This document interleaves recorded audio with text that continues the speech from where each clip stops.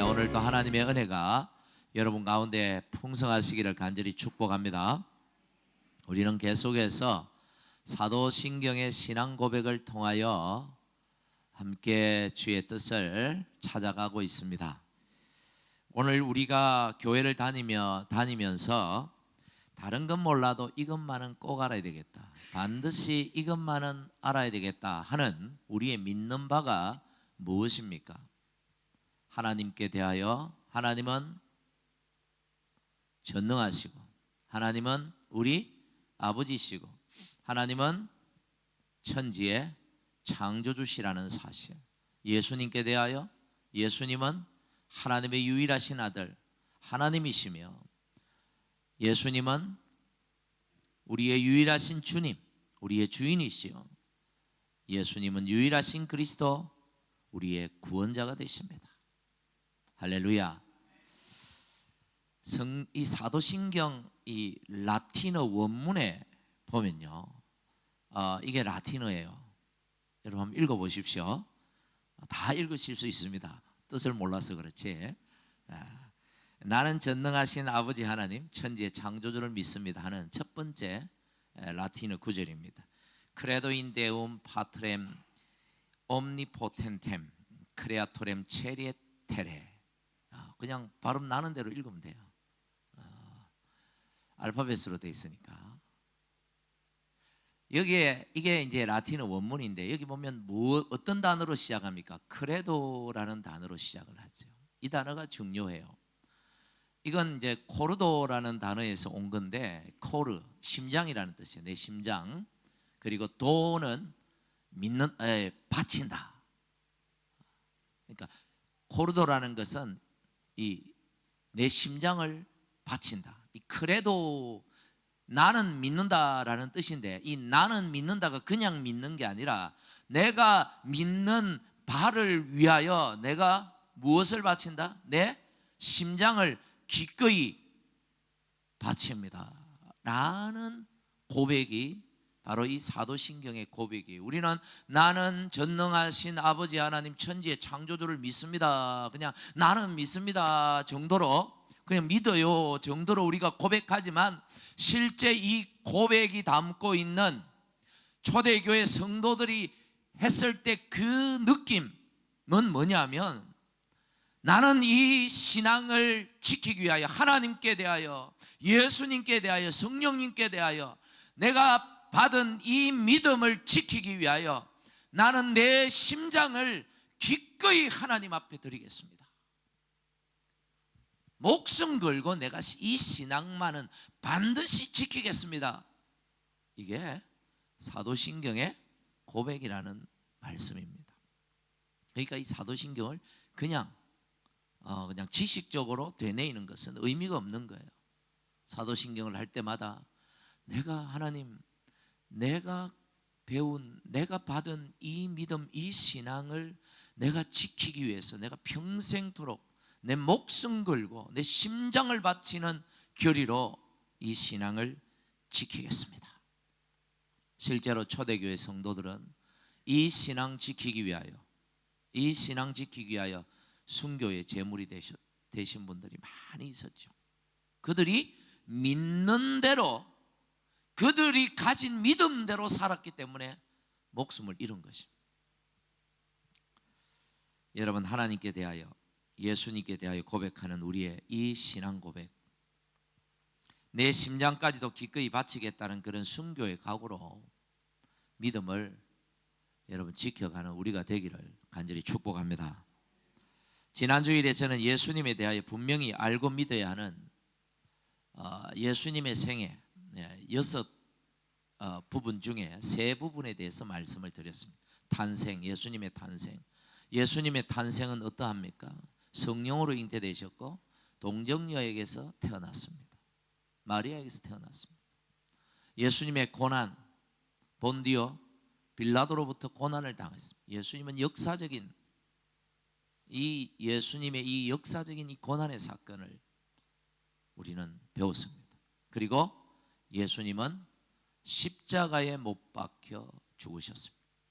저주의 십자가에 달려 죽으셨습니다. 그리고 이제 오늘 저는 두 가지를 더 말씀을 드리고 다음 주에 한 가지를 말씀을 드리겠습니다.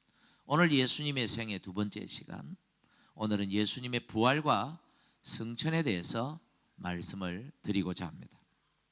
우리 이 사도신경 이 부분을 보면요, 어떻게 말하고 있습니까? 좀 띄워주세요. 장사된 지 사흘 만에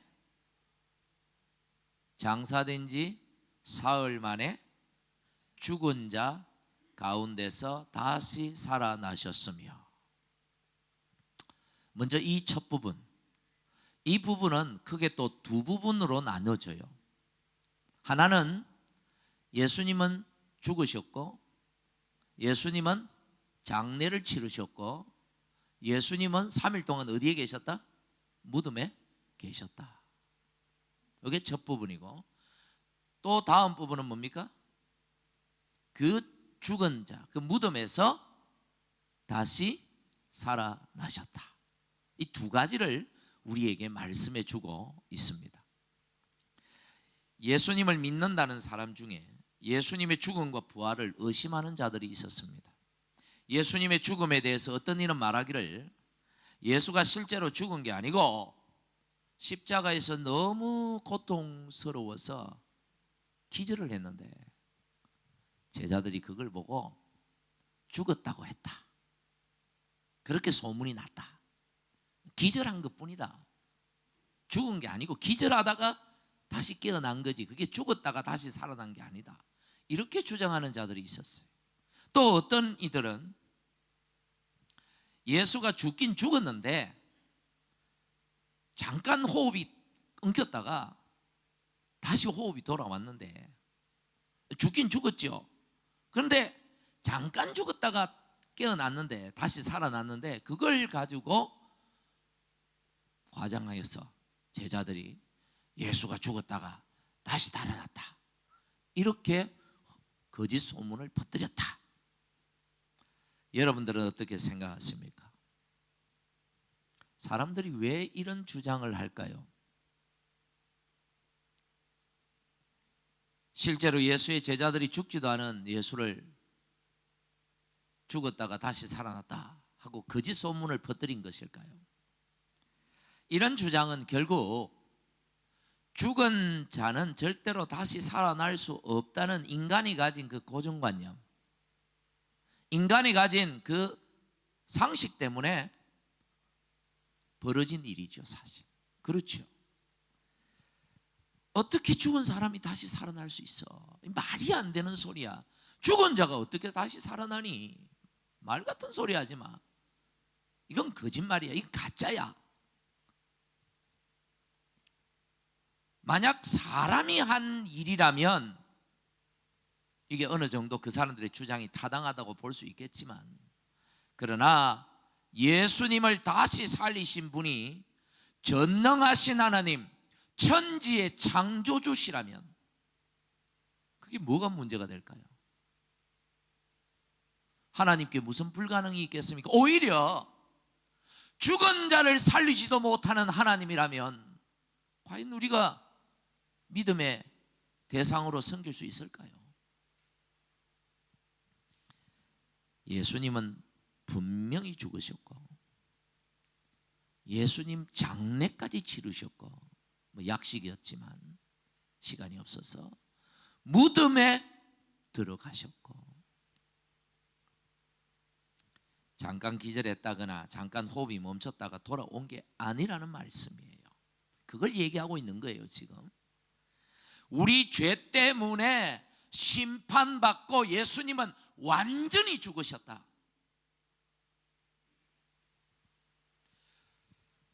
우리가 당해야 될 죽음의 심판을 예수님께서는 온전히 완벽하게 치르셨다라는, 죽는 신용만 한 게 아니고 완전히 죽으셨다라는 걸 말씀하고 있는 거예요. 그게 우리의 신앙의 고백이에요. 그래서 우리 죄인의 모든 죄의 대가를 그분이 완벽하게 치러주셨다. 이 예수님 때문에 저와 여러분은 죄 사함을 받았고, 이 예수님 때문에 우리가 죄의 저주로부터 벗어났고 이 예수님 때문에 우리는 받아야 될 그 심판을 면제받게 되었다. 왜? 예수님이 십자가에서 완전히 죽으셨고 예수님이 우리가 치러야 될 그 장례까지 치렀고 우리가 들어가야 될 무덤까지 들어가셨기 때문에. 할렐루야. 그리고 예수님은 죽은 자 가운데서 다시 살아나셨습니다. 부활하셨습니다. 사람은 죽은 자를 다시 살릴 수 없지만 우리 하나님은 얼마든지 다시 살리십니다. 여러분 믿으십니까? 사무엘상 2장 6절에 우리 같이 읽을까요? 시작. 여호와는 죽이기도 하시고 살리기도 하시며 스올에 내리기도 하시고 거기에서 올리기도 하시는도다. 아멘. 여러분, 예수님의 부활은 우리에게 어떤 의미가 있을까요? 먼저는 예수님은 죽음에 지지 않고 죽음을 이기셨다라는 것을 우리에게 보여주고 있습니다. 굉장히 중요한 얘기입니다. 잘 들으셔야 돼요. 성경이 말하는 죽음이 어떤 의미입니까? 죽음은 어떤 의미죠? 성경이 말하는 죽음, 아담에게 하나님께서 선악을 알게 하는 나무의 열매를 네가 먹는 날에는 반드시 죽는다. 로마서 6장 23절에 죄의 결과는 뭐다? 사망, 죽음이다. 죽음의 의미는 죄로 인한 심판이에요. 그렇죠. 죄로 인해서 오는 게 뭐다? 죽음이다. 그럼 죄가 없으면 죽음이 있다 없다? 없다. 성경이 말하는 거예요. 죄가 있으면 죽고 죄가 없으면 죽을 필요가 없는 것입니다. 그런데 예수께서 죽음에 머물러 있지 않고 다시 살아났다, 부활했다는 것은 죽음을 이겼다. 조금 더 나가면 죄를 이겼다. 죄로부터 벗어났다. 죄와는 더 이상 뭐가 상관이 없다. 죄로부터 자유했다는 것을 부활이 보여주는 거예요. 그런데 더 중요한 건 뭐냐면 예수님이 누구 때문에 죽었냐 이 말이에요. 자기 죄 때문에 죽었나요? 저와 여러분의 죄 때문에 죽었잖아요. 예수님이 그 죄에서 이겼다면 예수님만 이긴 게 아니고 우리도 이긴 게 되는 거예요. 왜?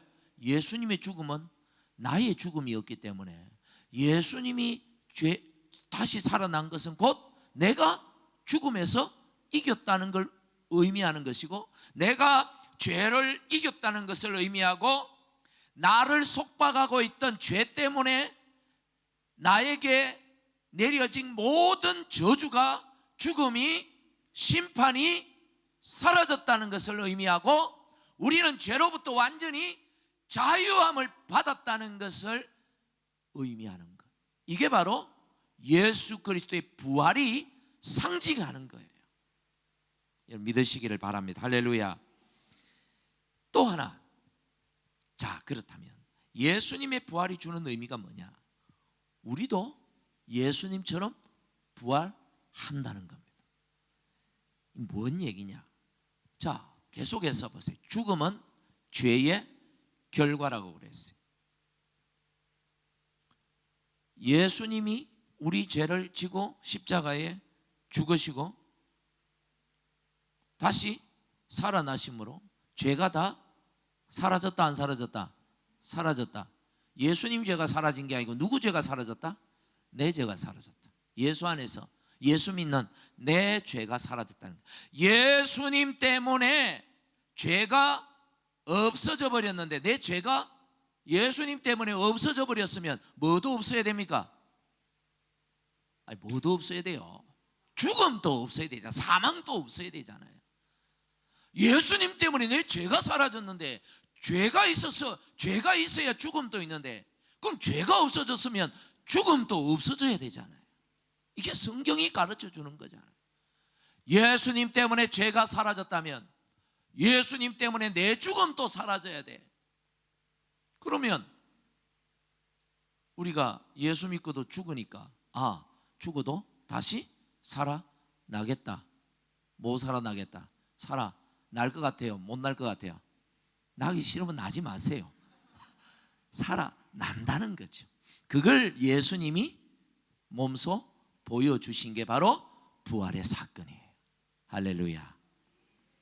그래서 우리가 이 고백을 하는 것, 장사된 지 사흘 만에 죽은 자 가운데서 다시 살아나셨다라는 사실을 고백하는 것은 바로 내 죄가 예수님의 죽음으로 내 죄가 죽었고 나도 죽었고 예수님이 다시 살아나심으로 내 죄의 문제가 해결됨과 동시에 나의 죽음의 문제도 해결되었구나 라는 것을 고백하는 것입니다.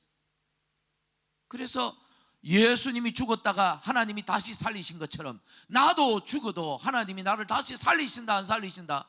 살리셔야죠. 왜? 죽을 이유가 없잖아요. 우리가 죽을 이유가 없잖아요. 죄가 없는데 다시 하나님이 살리신다. 그래서 우리의 부활도 확실한 것이다. 이게 성경이 예수의 부활을 통하여 우리에게 가르쳐주는 진리인 것입니다. 할렐루야.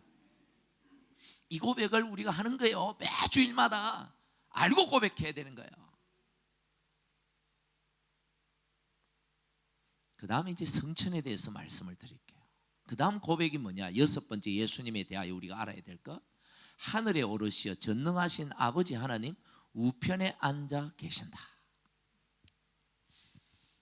예수님은 부활하시고 바로 성천하지 않으셨어요. 40일을 이 땅에 계셨어요. 왜냐하면 우리를 위해서 믿지 못하는 이들이 있고 오해하는 이들이 있고 거짓 뉴스들이 하도 많아서 예수님이 친히 40일 동안 이 땅에 계시면서 자신이 부활했다는 사실을 보여주신 것입니다. 심지어 제자 도마는 못 믿었죠. 어떻게 죽은 자가 다시 살아날 수 있느냐? 나는 그 손에 한번 못자국에 손을 집어넣어 봐야 나는 믿겠다. 예수님이 도마에게 오셨어요. 도마야, 진짜 못 믿겠니? 손을 넣어봐라. 내 허리에 장자국에 한번 네가 손을 넣어봐라. 그때서야 도마가 믿었어요. 예수님은 그렇게 40일 동안 믿지 못하는 자들에게 부활을 실제로 증거해 주시고 40일 만에 제자들과 500여 무리가 보는 가운데 감난산이라는 곳에서 하늘로 승천하셔서 구름을 타고. 그런데 어디로 가셨냐? 어디에 가셨다 그랬어요? 우리가 고백하기를 하늘에 오르셨다. 여기 하늘은 오늘 날씨 정말 좋은데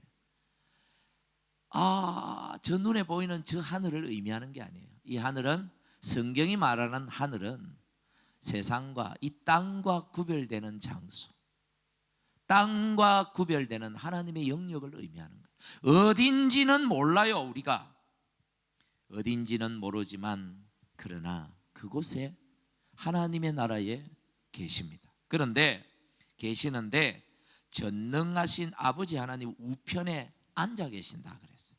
여러분, 우편, 오른쪽 왼쪽을 의미하는 게 아니에요. 성경이 말하는 오른쪽, 우리 한국 사람들하고 좀 많이 좀 이런 유대 성경이 참 한국 사람들이 예수를 잘 믿는 이유가 좀 비슷한 의미가 많아요.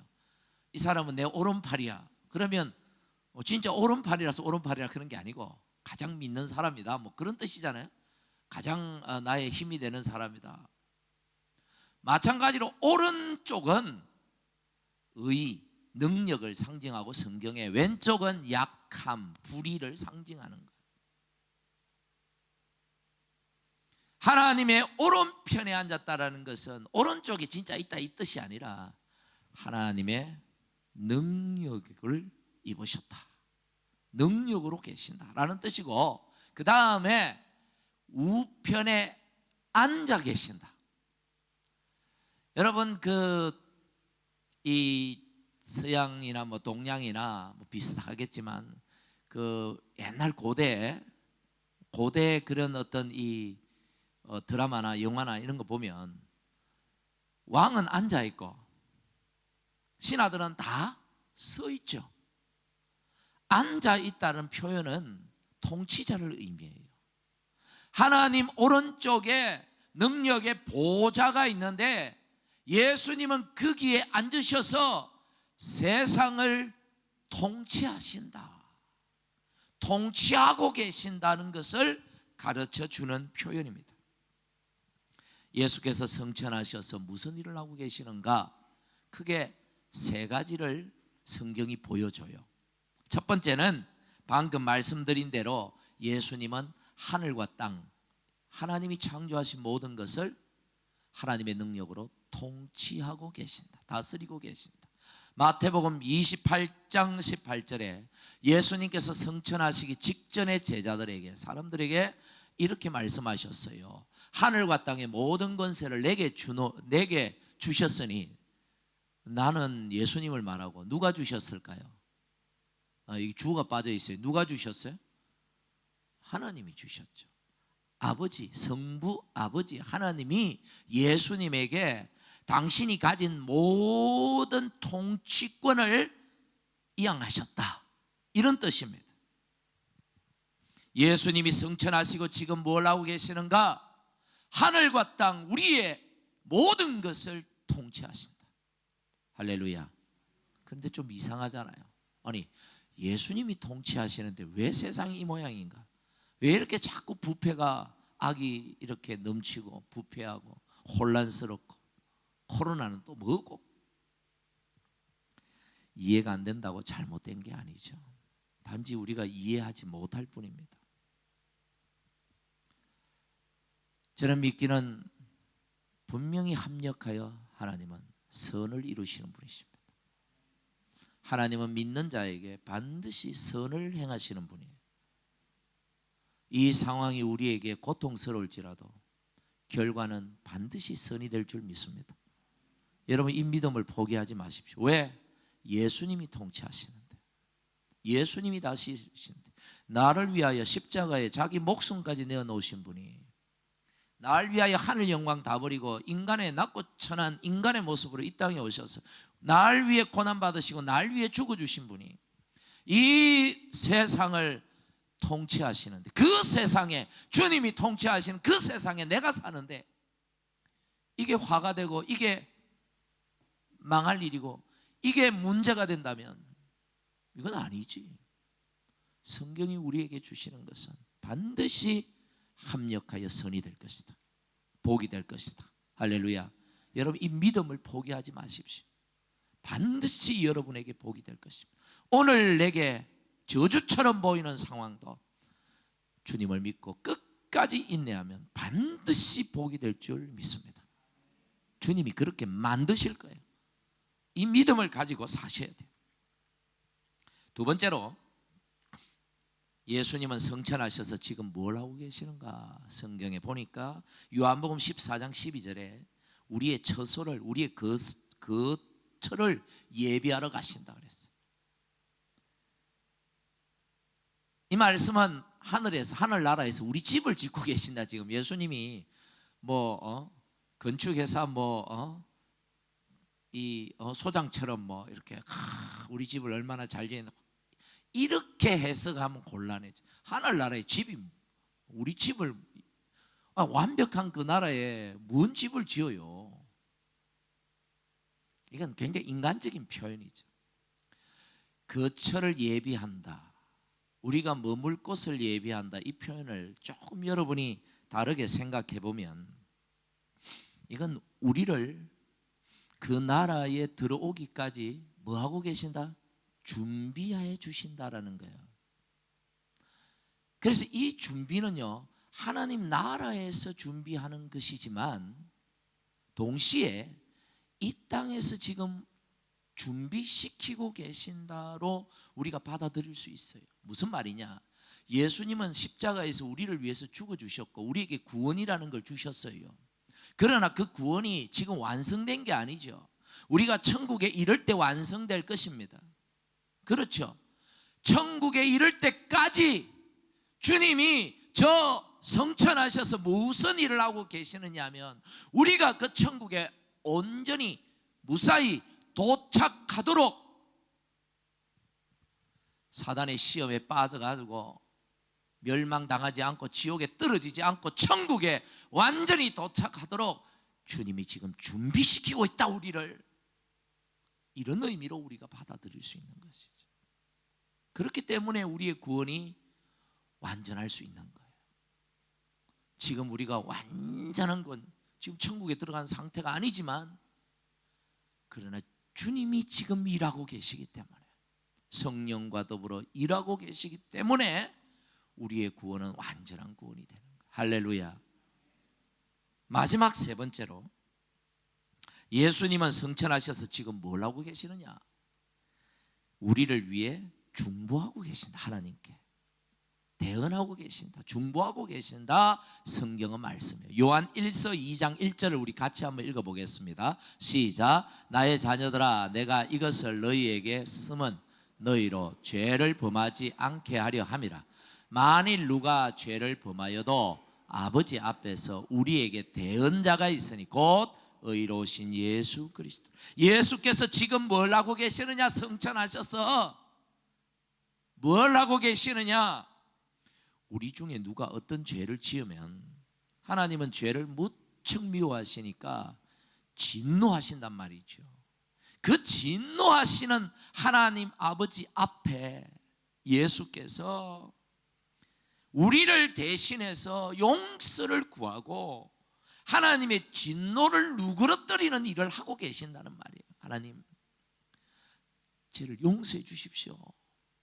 비록 죄를 지었지만 내가 저 사람을 위해서, 저자를 위해서 내가 저 세상에 내려가고 저 십자가에서 죽었는데, 만약에 저 사람이 하나님 앞에 심판받아 멸망당한다면 내가 십자가에서 행한 그 모든 희생이 아무런 의미가 없지 않습니까? 용서해 주십시오 라고 대언하고 계신다. 이 대언자라는 말은 헬라어로 파라클레토스라는 단어예요. 파라, 곁으로, 클레토스, 부름을 받은 자. 그래서 이 파라클레토스라는 의미는 뭐냐면 누군가를 위하여 곁에 서서 도와주는 역할을 하는 자, 이런 뜻이에요. 누군가를 위하여 계속 옆에 서서 도와주고 있다는 거예요. 누군가가 누구예요? 바로 저와 여러분이죠. 성천하셔서 아이고 이제 다 했다 하고 쉬고 계시는 게 아니라 지금 또 주님은 일하십니다. 누구를 위하여 일하시느냐? 저와 여러분, 여전히 죄 가운데 빠져 살아가는 우리를 위하여 계속해서 대언하고 있다. 로마서 8장 34절에 이런 말씀이 나와요. 누가 정죄하리요? 같이 읽습니다. 누가 정죄하리요? 죽으실 뿐 아니라 다시 살아나신 이는 그리스도 예수시니 그는 하나님 우편에 계신 자요 우리를 위하여 간구하시는 자, 간청하는 자시니라.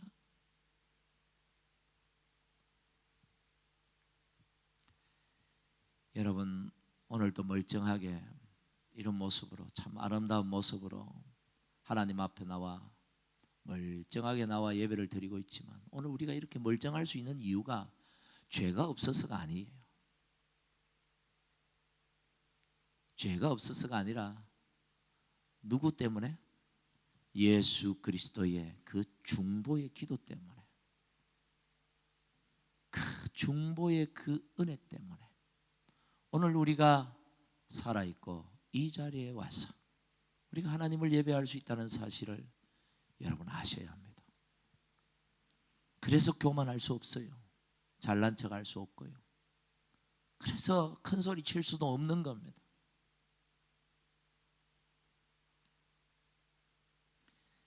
주의 은혜가 없다면, 우리를 위하여 중보하시는 그 은혜가 없다면, 우리를 위하여 간청하시는 그 주님의 은혜가 없다면 우리는 단 한순간도 살아갈 수 없다는 사실을 날마다 고백하면서 겸손히 감사하며 주를 섬기는 우리가 되어야 할 줄 믿습니다. 하나님 보좌 우편에 앉으신 주님, 날마다 매일같이 하루에도 수십 번 우리를 위하여, 나의 죄를 위하여, 내가 하나님 나라 이럴 때까지 무사히 도착할 수 있도록, 멸망당하지 않고 망하지 않고 그 영원한 나라에 도착할 때까지 우리를 준비시키시고 우리를 위하여 기도하시고 간청하시고, 할렐루야. 그 주님의 은혜를 우리는 사도신경을 고백할 때마다 깨닫고 감사하며 고백해야 되는 거예요. 앞에서 말씀드렸던 것처럼 그래도 정말 이런 주님 내가 믿고 사는데, 주님 날아가는 그날까지, 내 생명이 다하는 그날까지 이 믿음 지키고 주님 섬기는 일을 위해서라면 내 심장까지도 기꺼이 바치겠나이다. 이런 각오로 주를 섬기고 믿음의 삶을 살아가고 죄를 멀리하는 우리가 되기를 주님의 이름으로 간절히 축복합니다. 우리 이 시간에 같이 기도합시다. 기도할 때요, 오늘 이 말씀을 생각하세요. 정말 하나님이 예수님을 이 땅에 보내시고 예수님이 우리를 위해서 얼마나 많은 일들을 해주셨는지, 그리고 오늘 또 쉬지 않으시고 하나님 보좌 우편에서 세상을 다스리시며 저와 여러분을 위하여 이렇게 수고하시는 예수님을 여러분 잊지 마시고 기억하며 감사하며, 주여 내 심장을 드리나이다, 내 심장을 기꺼이 바치겠나이다. 우리 그런 각오로 우리 하나님 앞에 이 시간에 우리 간절히 한번 기도합시다.